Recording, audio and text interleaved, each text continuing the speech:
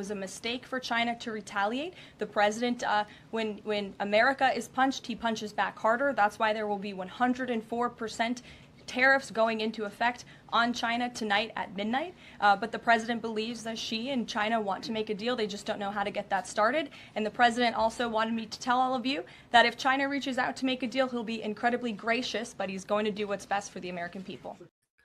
Caroline Levitt talking about these new tariffs and how Trump likes to punch back hard and how he's looking to make a deal with China to try to figure out a lot of what's going on, because this is really stuff that's breaking even as we're getting ready for the show today. Probably as we're on the air here, more things will be coming out. But the first person I thought of when we want to look at what's going on globally was international relations theorist and professor of political science at the University of Chicago, Professor John Mearsheimer. Professor, welcome back to the show.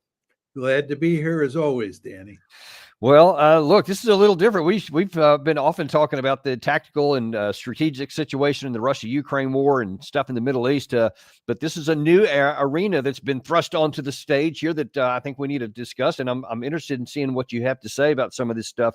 But I want to start off just on the topic that she was referring to there, that Trump is hitting back at China, because obviously there was 185 different countries that were slapped with tariffs of one sort or another. But one of the biggest one is, of course, the number one or number two ranked economy in the world on China, which has the biggest potential implications. And, in her comment there that they're trying to make a deal, the U.S. and China, trying to figure that out. But if China comes back with is gracious enough to want to talk, Trump will be there, but that he's ready to hit back hard. Now, as I say that, she said that last night. Since that time, China has hit back with something even worse. With now just an hour or two ago, I think it was, or maybe a few hours ago, they're saying, no, not only are we not going to back down, we're coming now with 84% tariffs. How do you see this dynamic, but first of all, just between the U.S. and China playing out over this trade war? Well, I think the Chinese, much like President Trump, are in this game to play hardball. They're not going to let the United States push them around. It's exactly what you would expect. Countries like Russia, countries like Iran, North Korea, and China all understand that when you're dealing with the United States, and especially when you're dealing with President Trump, that he only respects one thing, and that's when you're tough. If you show any weakness with President Trump, he'll romp all over you. He just acts like a classic bully. When he senses weakness, he brings out the steamroller and rolls over you. The Chinese understand this. Putin understands this. The Iranians understand this, and the North Koreans understand this.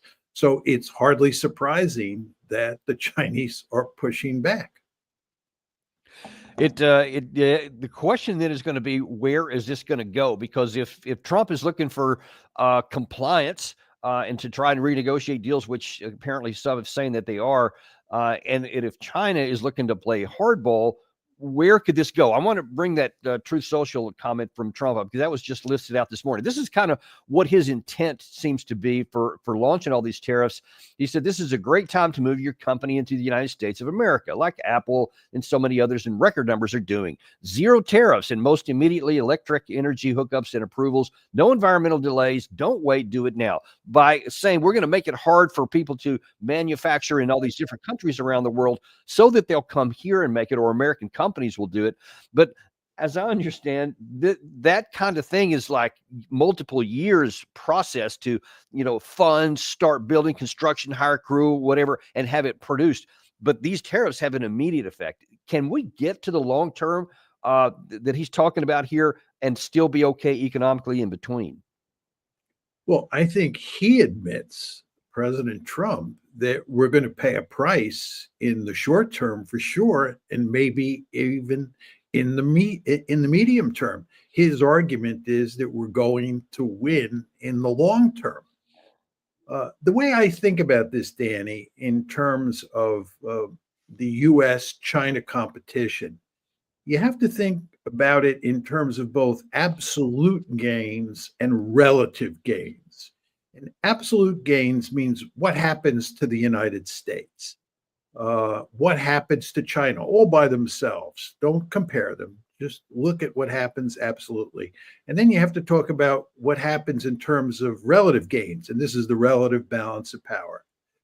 I think that what President Trump believes is that everybody is going to be hurt in the short and medium term with regard to the state of their own economy, right? It's just, we're going to pay a price. The Chinese are going to pay a price. But his belief is that in the end, the American economy will improve. We will be in much better shape in an absolute sense in the long term, because we will restore the manufacturing base that we once had. This will have all sorts of consequences for the working class and for employment levels and so forth and so on. So that's one set of calculations. The other set of calculations, which I think matters a lot in Trump's mind, is the relative gains argument. And his basic argument is we may be hurt somewhat in the short and medium term, but the Chinese will be hurt even more in the short and medium term, and they will be hurt in the long term as well. So we will gain a power advantage over the Russians from all of this. That's the relative gains argument. And the absolute gains argument is that the American economy, all by itself, will just be much better off in the long term. And this will be good politically and socially and economically for all Americans. But while there is certainly a big trade deficit with China, we still do billions of dollars of trade with them. So if I mean, we can have all the manufacturing home we want that you can build, but if your markets overseas are now going to be constrained, it seems like that's going to be causing a problem for sales. Yeah, you can make that argument for sure. I mean, as you well know, almost every economist across the political spectrum, from left to right, thinks that this is a boneheaded policy. There are hardly any economists who think that this is going to work out. So we can raise all sorts of reasons to have doubts about how this plays out. And as you know, when you talk about economic changes or economic policies that fundamentally change the way you do business with another country, it is very difficult to predict how it will play itself out. Just think of the case of Russian sanctions. As you well remember, before the Russia-Ukraine war even started in February 2022, Joe Biden was talking about the terribly effective economic sanctions that the West was going to levy on the Russians. And then once the war started, we were highly confident, we in the West were highly confident that those economic sanctions would bring the Russians to their knees.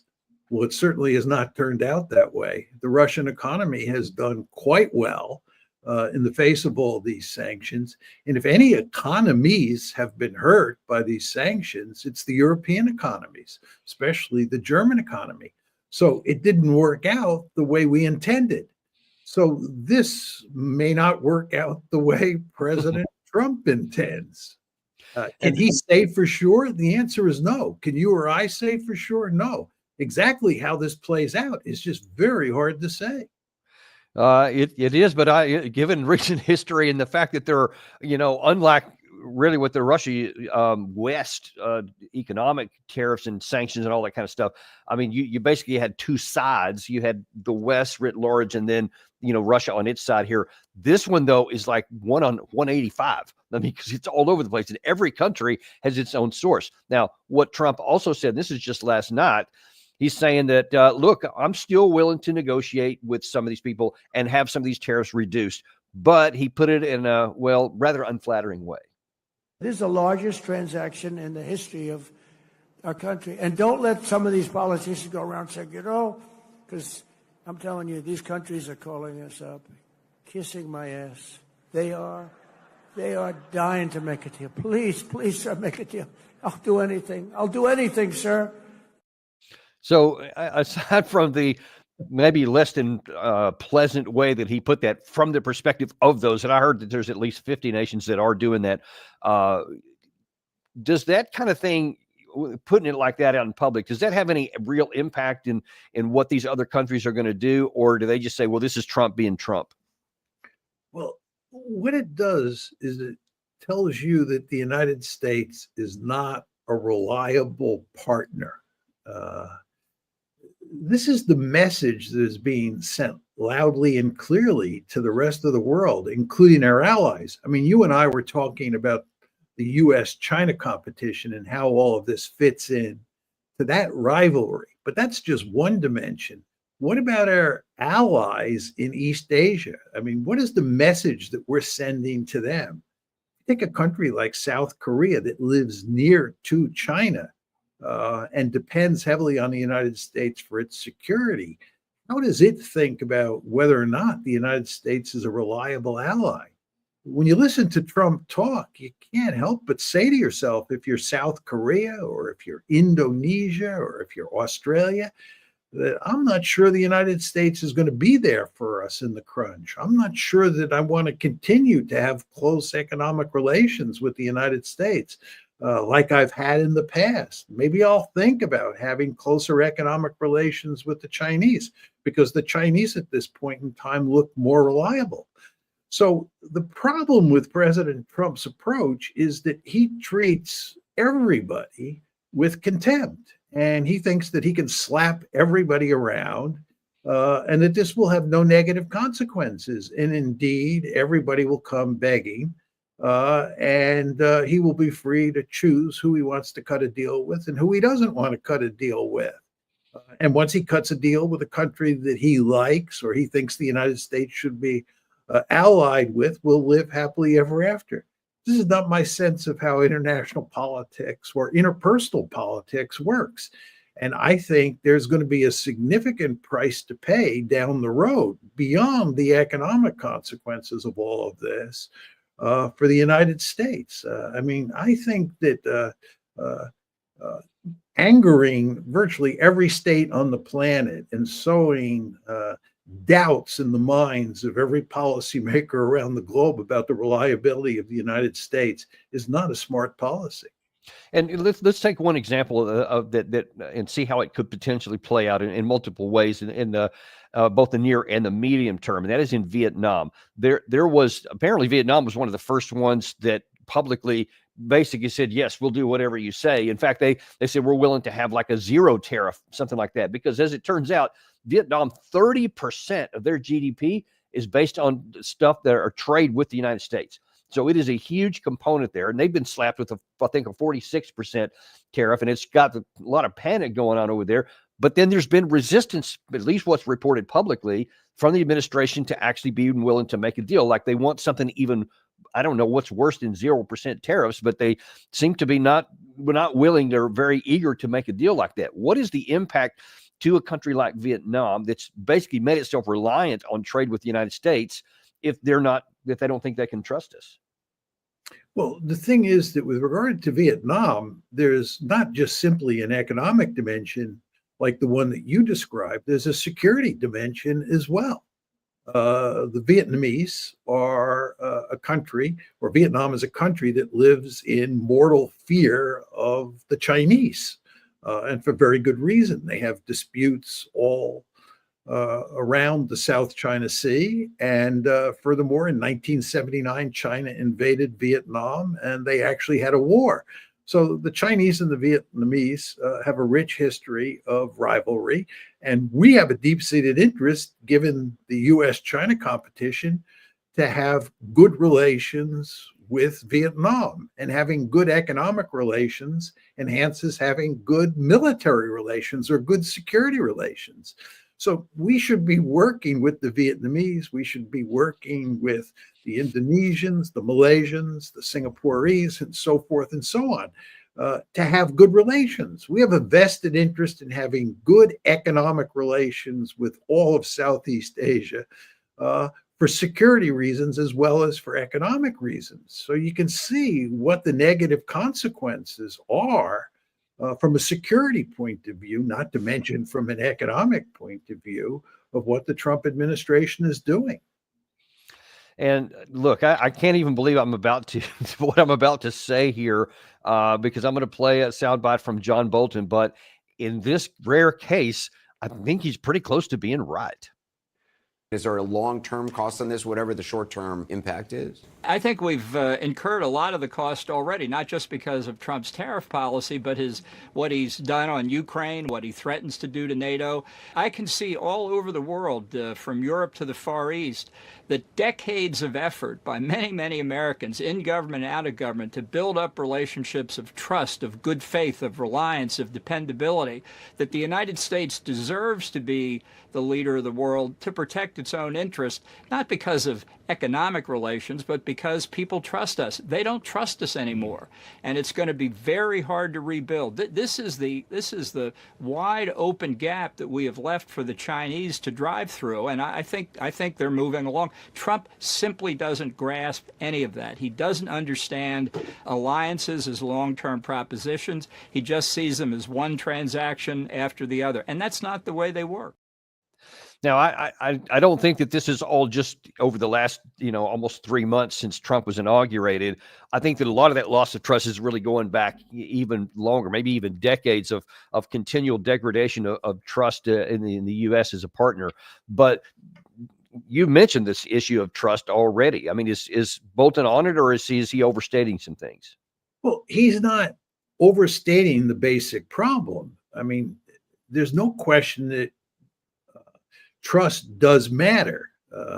And there's no question that having good relations in the economic realm has an impact on relations in the security realm. So he's right in that regard.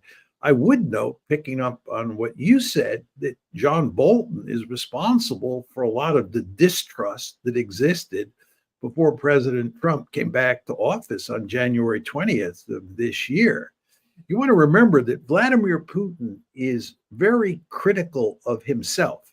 Vladimir Putin is critical of Vladimir Putin for having trusted the United States throughout many of his early years as Russian president. And he makes it clear he's never going to let that happen again.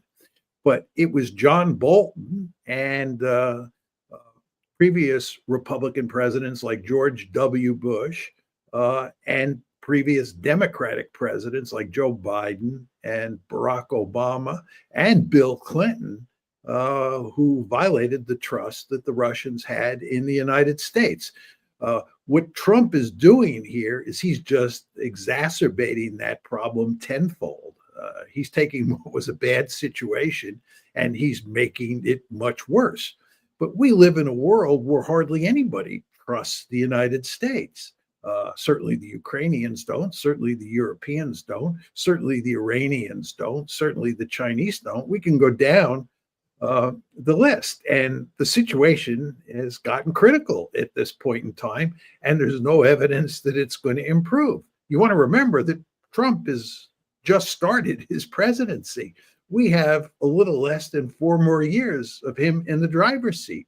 One can only wonder what it's going to look like when he finally leaves office, given how he's performed in these first few months. Well, and I actually want to ask on that question there, because you've said a couple of times that trust is important. You just reiterated it again here. Can you maybe come up with some kind of physical manifestations of how that could work against us in the international relations? And we'll just project for the next, almost 4 years going forward. What could that loss of trust look like that can harm us? What does it even look like? Well, let's take the Russian case, which we've talked about on a number of occasions. We would like to settle this conflict in Ukraine. We'd like to come up with a genuine peace agreement. And as we've talked about many times, that peace agreement involves the whole question of how much territory the Russians take from Ukraine. And if the Russians believe that any deal that we consummate will be violated in a few years because the United States is untrustworthy, that motivates them to take more rather than less territory. So if the Russians are hemming and hawing about exactly how much territory they should take from Ukraine, given how untrustworthy the United States is, it incentivizes them to take much more territory rather than to settle with less territory, taking less territory. So that's one place where you see this. Furthermore, you get the Iranian nuclear negotiations, which are about to start this Saturday, where, high-level American policymakers will be talking to high-level Iranian policymakers. If you're the Iranians, can you trust the United States? Remember, the United States entered into the JCPOA, the nuclear agreement with Iran, in 2015 under the Obama administration. Trump gets elected in 2016, comes into office in January 2017, and then in the summer of 2018, he tears up the JCPOA. The United States pulls out of the JCPOA, and the Iranians are left holding the bag. If you're the Iranians, can you trust any agreement with the United States? I don't think so. And my argument would be, of course, the Iranians are not going to place, under any circumstances, too much trust in any other country. That's not the way international politics works. But trust can matter on the margins, and it can matter sometimes in reasonably big ways. And I think that with regard to Iran, there's going to be zero trust on their part towards us, and that's going to complicate making a deal. And let's look at a different aspect of the trust. What about from the economic potential going forward? And I'm specifically thinking of BRICS. Is this loss of trust, does it have the potential to make other countries around the world say, I just can't trust the United States. I don't want to put my economic future in their hand. Like, say, well, looking at what may be happening with Vietnam right now, I'd rather put my money in the bag of the BRICS countries, which seem to be more stable. Is that a risk? Absolutely. This is a giant boost for BRICS. There's already talk that the Chinese, the Japanese, and the South Koreans are talking. I'm not saying there's any major agreement in the offing, but the Chinese, the Japanese, and the South Koreans are talking about future economic relations in the wake of these disastrous tariffs. That just tells you that this policy that Trump has instituted gives countries all around the world incentives to work together to ameliorate the damage that will be done to their economies. Jeff Sachs, my good friend, recently said that what Trump has done may be one of the greatest boosts for international cooperation in modern history, because he's in effect going to force countries all over the planet to cooperate with each other to head off trouble at the pass. Whether they can do that is an open question, but these countries are going to go to great lengths to protect the national interest, to do everything they can to ameliorate the damage from these tariffs. Some of that will involve groveling to Trump. And Trump, of course, wants that. He wants countries to come and grovel, and some will grovel. Others won't, like the Chinese. But even those that grovel will understand they're not going to get everything they want, and they're playing with somebody who, even if he gives them a few bones, will still probably whack them in the head somewhere down the road. Right. And you mentioned somebody who won't grovel is China. This comment at the open here of Caroline Leavitt from last night, where Trump had warned China not to go up to a 34% tariff rate, or he said there would be consequences, which then he went up to 104%. In response to Trump going up to 104%, China has now gone to 84% from 34%. Yeah. The finance ministry has just made an announcement that remember, there were 34% tariffs on all US goods coming into China. That's now been increased to 84%. An 84% hit on all US goods coming into China. Obviously, that's a clear blow to every US company wanting to sell into this huge market. It no doubt is going to send more shockwaves through, I would imagine, the markets, especially in the US. But like I say, especially hurting any American company wanting to sell into this market. There may well be other measures. The other thing that was mentioned in that statement is that Beijing is taking the Trump administration to the WTO. We sort of knew that before, though, the World Trade Organization. But there may be more measures to come. That's just been flashed right now, as I say. So, it's on. There's no backing down from the Chinese government. So you have both Chinese not backing down and you have the Trump administration not backing down. What does this mean? I'm going to ask you two parts of this. First of all, what does this mean for U.S. consumers, this battle between the U.S. and China specifically? Well, for U.S. consumers, the price of everything is going to go way up. I don't think anybody disagrees with that. I think even Trump recognizes that. Again, this is his rhetoric about the short/medium term versus the long term. His argument is that we're going to pay a price in the short term, and this is part of that price, but this will work out to our benefit in the long term. And what about U.S. business?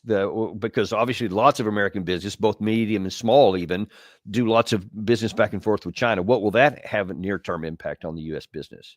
Well, it's going to have a negative effect on businesses that operate in China for sure. There's just no question about that.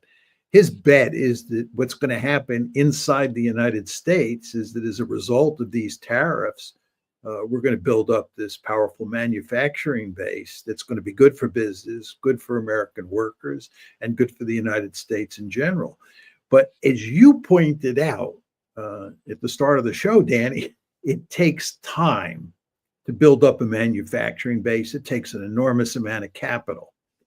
And if you're building a manufacturing base over a long period of time, you basically have to be able to send a signal to businesses that they should make investments in these manufacturing capabilities because they'll pan out in the long term. But in a world where you can't trust the president of the United States, you can't trust your own president, you're not sure exactly what he's going to do from day to day, are you going to have the confidence that's necessary to start building that manufacturing base? I mean, it may be the case that Trump doesn't even last 4 years, but even if he lasts 4 years, somebody else is going to come in to replace him. And that may be, a liberal Democrat who has a very different view on the necessity of creating a powerful manufacturing base, in which case, if you've invested a lot of money, it will have been like throwing money down a rat hole. So the point is, in an environment where you don't have a lot of trust in your leader, it's very hard to sort of do what Trump wants to do, which is build up the manufacturing base and make the argument that the fact that businesses are suffering in China doesn't matter because they'll flourish here in the United States. And, it's one thing if you're talking about, those communist Chinese, they're the enemy, they're the pacing threat. We always talk about the military threat posed by China, but it's not just those guys. It's also the European Union. In the last 30 minutes, the European Union countries has approved the bloc's first countermeasures against President Trump's tariffs, joining China and Canada in pushing back. The European Union is set to impose extra duties, mostly of 25%, on a range of U.S. imports in response specifically to the U.S. metals tariffs. It's still assessing how to respond to the car and border levies and the broader levies that the countries face. Now, these new tariffs will take effect from the 15th of April. Okay, so this just adds a new layer of complication, a new layer of risk of trust or absence of it, even to our own economies, because we're so closely connected with Europe and culturally, economically, many other ways, definitely security. If they're also, the economies are turning upside down in the near term, this whole thing could have a cumulative effect where it could even make more unlikely that we have the time and the money and the space, as you called it, to actually have this, create this whole industrial capacity, build it up in the United States. I mean, this just seems like we're making enemies everywhere. Yeah, let me tell you my take on this one, Danny, and let me tie what we're doing with Europe to what we're doing with China. If you go to Europe and you think about the Ukraine war, we basically dragged the Europeans into the war in Ukraine. Remember that Angela Merkel and Nicolas Sarkozy did not want to bring Ukraine into NATO because they understood that it would be catastrophic in the end. And nevertheless, we, the United States of America, were the driving force behind the Ukraine war. The Ukraine war has done huge damage to Europe's economies,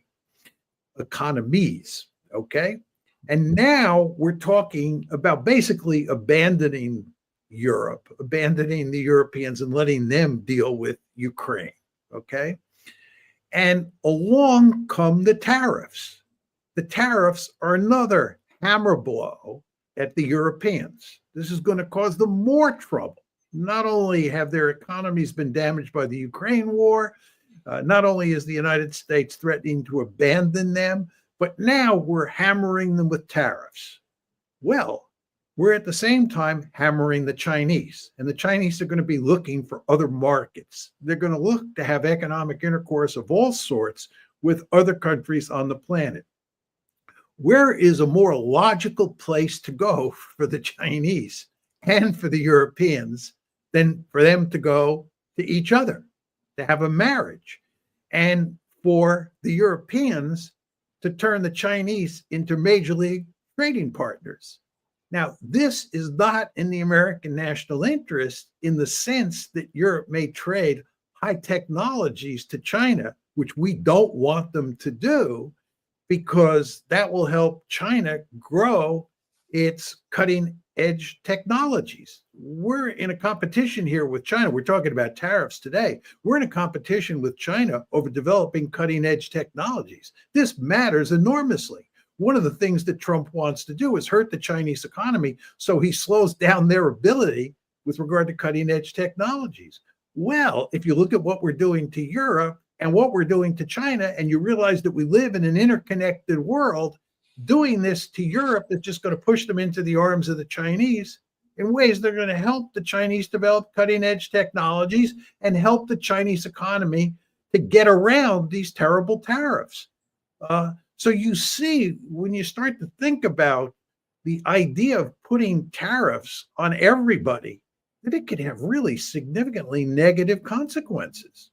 Is there any way to unwind this? Let's say that Trump is now looking around. He's like, holy crap, I've got myself into a fix here and I can't get out. And he calls John Mearsheimer to say, hey, what could I do now? Almost forget about saving face, but what can I do to make sure that I don't have, any long-term damage, especially on causing, some of our allies and our enemies or adversaries to come together in ways that are probably not going to be good for us. And it's, you mentioned the BRICS issue already. What can he do right now to undo some of this damage? Because if he keeps going down this path, I think that he's just literally just rolled the dice and said, we'll just see what happens. But if he wanted to take some proactive actions, what could he do to mitigate the damage? Well, he can take the tariffs off or greatly reduce the tariffs. He can say, I made a mistake, either explicitly or implicitly, and reverse course. The question you have to ask yourself is, how likely is he to do that? I don't think we actually have to ask that question. I think we know that answer. I think that's very well put. I would argue, Danny, that my sense is that it would take tremendous pressure from all quarters on him to get him to reverse course. He is not the sort of person, as we all know, who admits that he makes mistakes and then reverses course. He's just not that kind of guy. And the stakes here are just, enormously important to him. It would be a tremendous humiliation. But one could argue that things will go so badly here. I'm not saying that will happen. And in a way, I hope it doesn't happen. But things could go so badly here that he has no choice but to reverse course. But, it's very important to understand that we're in an unprecedented situation here in the United States, in the sense that Trump has no checks on his power. We've never had a president who was so unconstrained. I think the closest you come to is Abraham Lincoln during the Civil War. But you want to remember that the way he made these tariffs happen is that he declared that we were in a state of emergency. And this was an extreme situation that gave him the capacity to act as the ultimate decider. He didn't have to go through Congress to levy these tariffs. He could just do it himself. So what's happening in the world today is a situation where one person, one man decided to pursue a specific policy, and no other institution inside the United States of America, inside this liberal democracy, was consulted or was able to check him in any meaningful way. We've never had a situation like this in the United States. It just tells you that there are no guardrails here. President Trump is an amazingly powerful executive.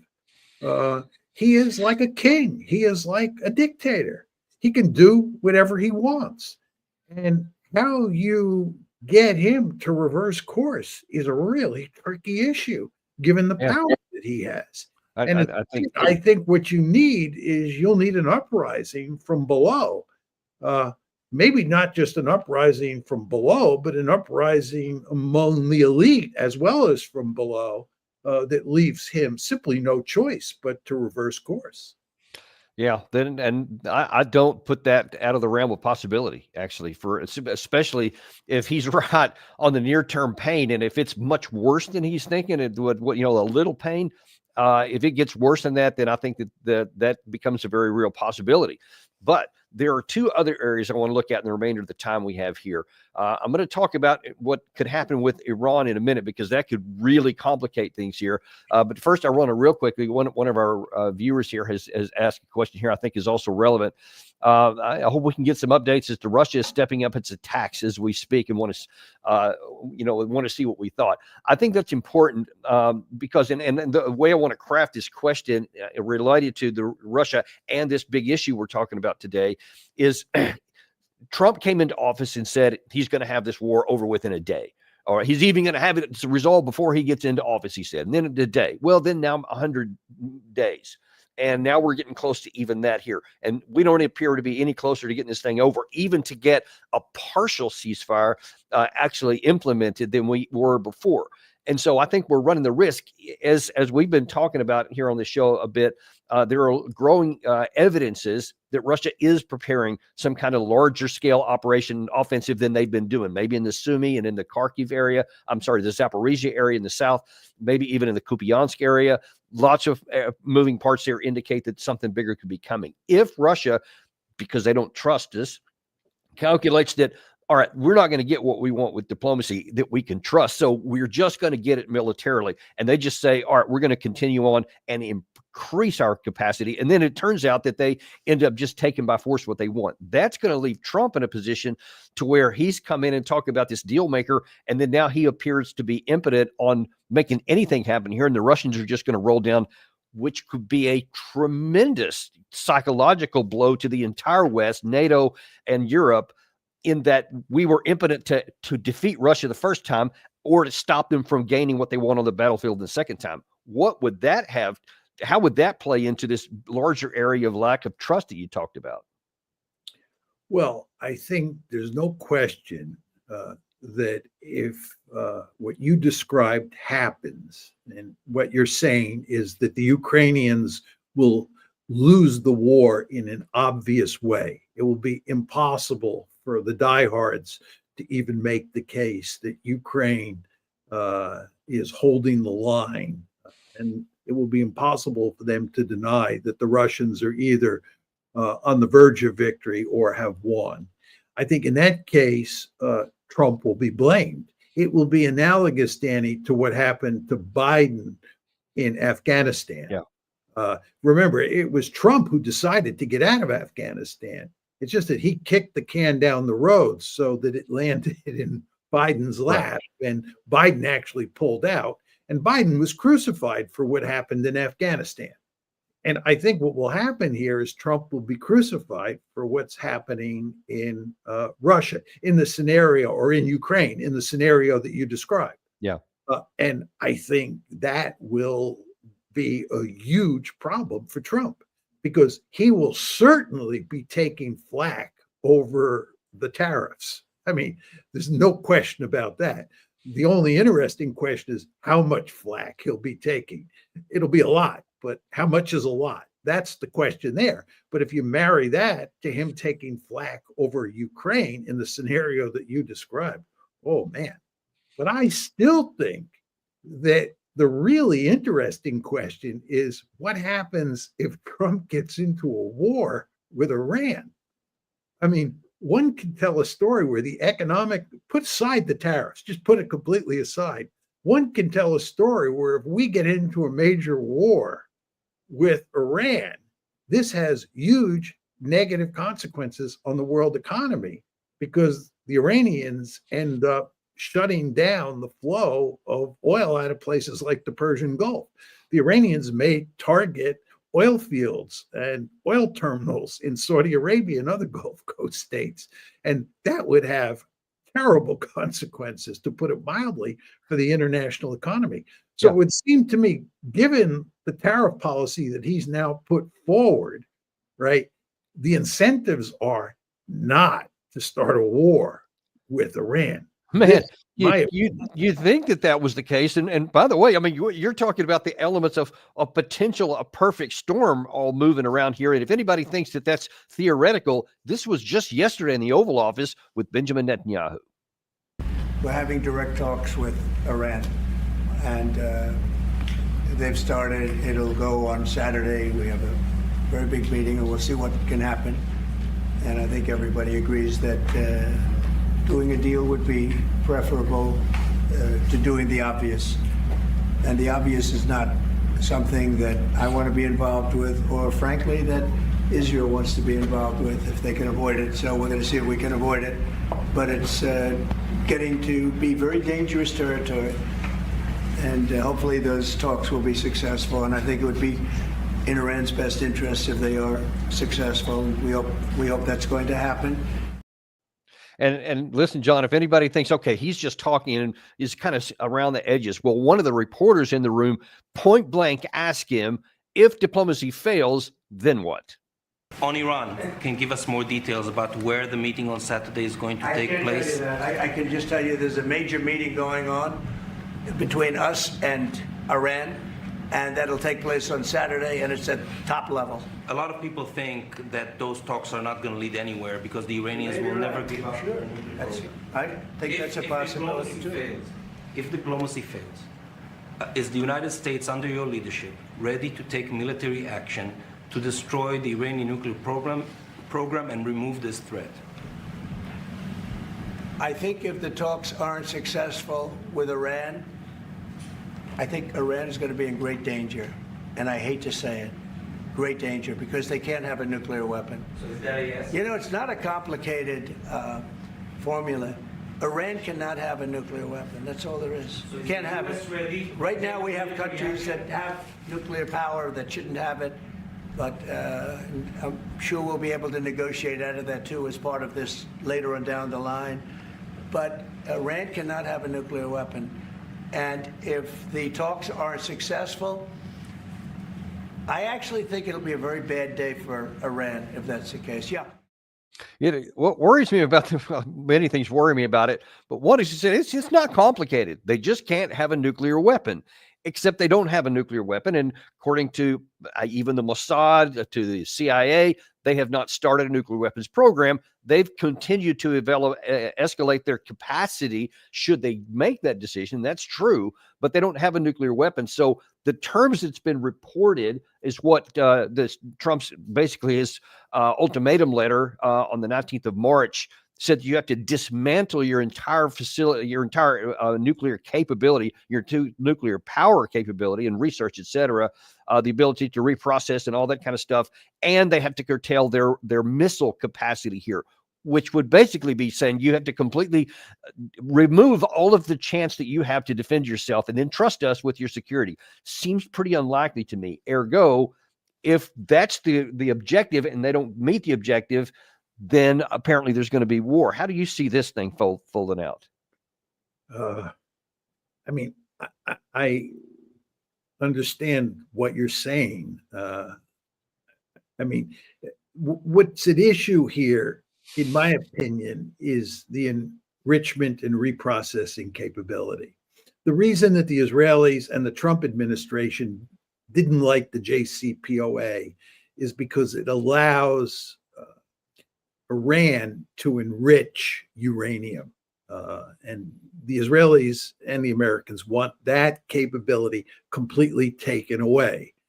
The problem is the Iranians did not agree to that back when the JCPOA was being negotiated, and they're not going to agree to it now. And the question is, where does that leave Trump? And your point is, he really, given his rhetoric, doesn't have any choice but to turn to bombing. And then we get into the whole issue of where that leads, especially in terms of the fact that we have this problem with regard to Ukraine now, and we have these tariffs and so forth and so on. It does kind of look like the perfect storm. I kind of find it hard to believe that he would actually start a war with Ukraine, given what's going on, start a war with Iran, given what's going on with these tariffs. But if he does, the consequences could be even worse than we're seeing with the tariffs. So this may be a perfect storm. Danny, I'd like to just make a quick set of comments to you about Trump and just about the whole Iran issue and what you said about Trump saying he could shut down the Ukraine war even before he came into office or one day in office. I think what Trump doesn't understand is that the world is incredibly complicated, and dealing with problems like Ukraine and the Iran nuclear program and dealing with China are not easy issues to deal with. At the same time, Trump thinks he's a genius, and he does not respect expertise. If you look at the people that he appoints to important positions, including his press spokesperson, these are people who shouldn't be in these positions. They're just not seasoned enough. They're not knowledgeable enough. And in some cases, they're not smart enough. But he doesn't respect expertise. If you just look at the appointments that he's made, and a really good example of this is that he has this guy, Steve Witkoff, who is his principal point person on dealing with Russia, on dealing with the Middle East, to include Netanyahu, and to include the Iranians. He's got three portfolios: Iran, Israel, and Russia. This is a man who has no diplomatic experience. He's not seasoned diplomatically. He's not studied these issues over the years. He's just a good friend of Trump. And he's obviously a very smart and competent man in the real estate world. Would you take a real estate mogul and put him out there to deal with three very complicated problems? If you were president, I don't think so. You'd want really smart people around who really knew the issues so that you could figure out the best possible way, maybe the least bad alternative for dealing with these complicated issues. But this isn't the way Trump operates. Trump thinks these are simple problems to solve. He basically knows how to solve them. And all he has to do is, get one or two people into positions of power who will work with him, and they'll fix these problems. And then he can point all these second-rate and third-rate people to other positions, and it really doesn't matter. I think this is a prescription for disaster. And I think if you look at what's going on with the Trump administration, this attitude of his explains a lot of where we're headed. Yeah, it certainly does. And if we had time, I could go into some other areas where I see that exact dynamic playing out to just wrecking people's lives. But I want to stick with this in here one more time, because there's one more element in the decision-making process for Trump here, which I don't think should be overlooked. And that was the guy sitting right next to him, Benjamin Netanyahu, is putting lots of pressure on him. I think it was a month and a half or so ago, there was a big headline which we've used several times where Netanyahu said he wants to finish the job in Iran using Trump's plan. So he said back then. And I'm going to show you something here. This is actually from 6 months ago from former Prime Minister Naftali Bennett. But I think that what he said here is very widely agreed to on the Israeli government. We have the legitimacy more than ever. We have the ability more than ever. Iran is at its most advanced point in history. It's acquired uranium in an amount for 10 nuclear bombs. This is crazy. They're building the bomb already, the bomb itself. So we're in the 11th hour. I would say strike the nuclear facilities, strike the regime. Don't be afraid. The Israeli nation stands behind you. This is despite caution from the Americans. That's correct.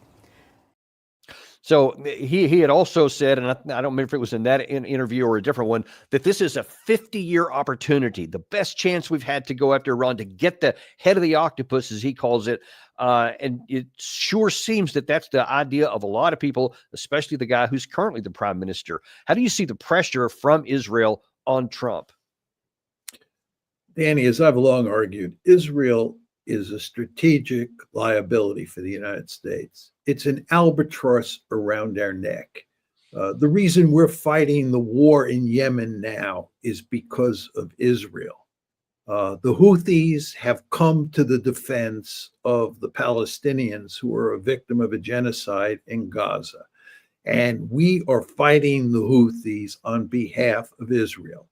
The New York Times reported yesterday that military leaders in the United States have concluded that our war against the Houthis and our deployments in the Middle East are sapping our ability to contain China and East Asia.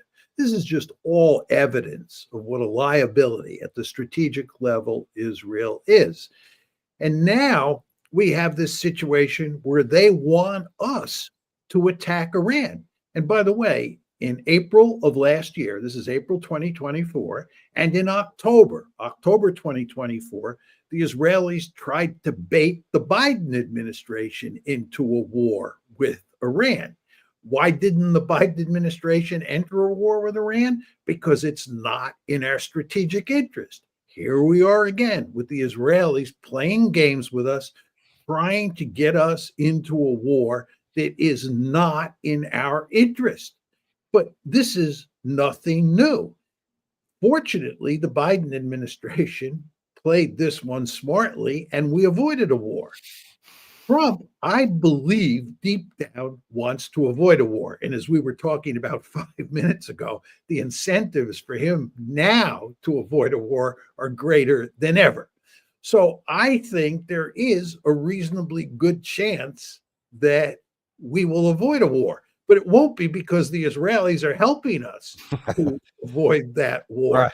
It will be in spite of the fact that the Israelis are pushing us really hard to get into a war that is not in the American national interest. And of course, all of their minions here in the United States will be working overtime to help push us into this losing proposition. Yeah. Well, I really hope that we're able to push that back. I hope that at some point self-interest kicks in with the Trump administration. We're able to rein that back. I'm afraid I'm going to have to jump here real quick because I've got another television show to do real quick. And I've been reminded that I'm supposed to have already logged in. So as always, thank you so much. This has been a fantastic show today. Really appreciate everything you had to share with us. Thank you. It's my pleasure as always, Danny.